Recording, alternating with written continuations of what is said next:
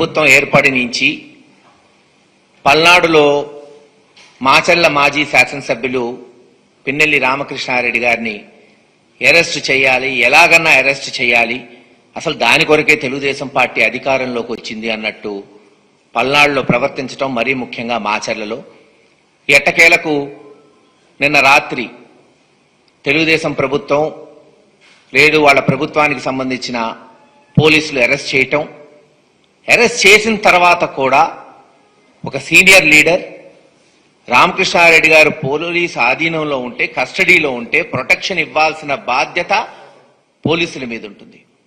కానీ మాచర్ల పోతుంటే అక్కడ దాడి చేయడానికి కూడా ప్రయత్నించి, అందరం చూస్తున్నాం, ఇప్పటి వరకు ఎక్కడా ఇటువంటి ఘటన మేము చూడలా గడిచిన 20-30 సంవత్సరాల్లో. పోలీసులు అరెస్ట్ చేస్తారు, కోర్టులో హాజరు పెడతారు, బెయిల్ ఇస్తారా ఇవ్వరా అది కోర్టు యొక్క విచక్షణ. కానీ పోయే ముందు అక్కడ తెలుగుదేశం నాయకులు రావటం, హేళన చేయటం, దాడి చేయడానికి ప్రయత్నించటం, చివరికి రామకృష్ణారెడ్డి గుద్దాడని దాని మీద మళ్ళీ రాతలు రాయిపీయటం, ఇది ఎంతవరకు సమంజసమో ఈరోజు ఆంధ్ర రాష్ట్ర ప్రజలనే కోరుకుంటున్నాం. నిజంగా చూస్తే ఈరోజు మీరు ఏదైతే ఈవీఎం కేసు అని ఎలక్షన్ పోలింగ్ అయినప్పటి నుంచి ఊదరగొట్టి మరి అరెస్ట్ చేయించారో రామకృష్ణారెడ్డి గారిని, దాంట్లో కోర్టు నిన్న రాత్రి బెయిల్ ఇచ్చేసింది. ఎస్, బెయిల్ ఆయన హక్కు కాబట్టి వెంటనే రావటం జరిగింది. కానీ ఏదైతే అక్రమ కేసులు ఉన్నాయో, కారంపూడిలో సిఐ మీద ఒత్తిడి తెచ్చి బుక్ చేసిన కేసు కావచ్చు, లేదు మరొక నాయకుడు పాల్వాయి గేట్లో తెలుగుదేశం నాయకుడు బుక్ చేసిన కేసుల్లోనే ఈరోజు కక్షపూరితంగా రామకృష్ణారెడ్డి గారిని జైల్లో పెట్టడం జరిగింది. చట్టపరంగా మేము పోరాటం చేస్తాం, చట్టపరంగానే ముందుకు పోతాం. తప్పకుండా మా నాయకుడు మళ్ళీ బయటకు వస్తాడు. అందరం కలిసి జగన్మోహన్ రెడ్డి గారి నాయకత్వంలో మళ్ళీ ఎటువంటి సంఘటనలైనా సరే ఎదుర్కొని పల్నాడు ప్రాంతంలో ఏదైతే గడిచిన 5 సంవత్సరాల్లో అభివృద్ధి చేశామో వాటిని నిరూపించుకుంటూ ముందుకు పోయి పార్టీని నిలబెట్టుకుంటాం. కార్యకర్తలకి, నాయకులకి అండగా నిలబడతాం. మా నాయకుడు ఇచ్చిన ఆదేశాలతో తెలియచేస్తున్నాం.